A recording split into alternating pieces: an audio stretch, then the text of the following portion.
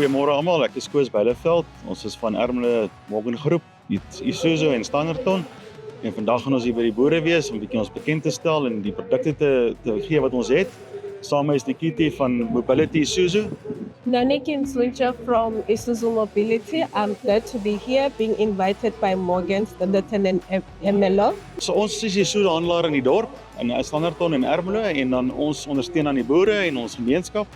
Ons is ondersteun deur Suid-Afrika, Isuzu Suid-Afrika op die waarborge en die dienste en naverkope.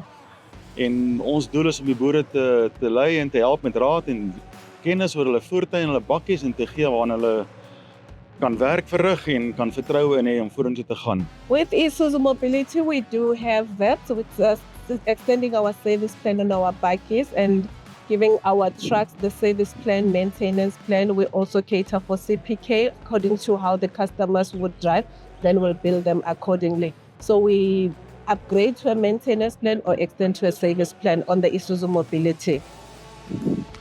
Ons nodig aan al die boere om by ons te kom koffie drink.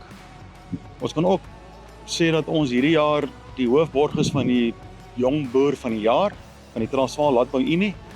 So ons is baie betrokke by die gemeenskap en by die boere en by die dorp.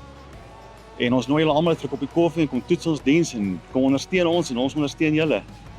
Thank you very much. You can go to Isuzu Morgan Standerton Ermelo to find out more about our products. The FNI would be able to assist you. Thank you. Dankie.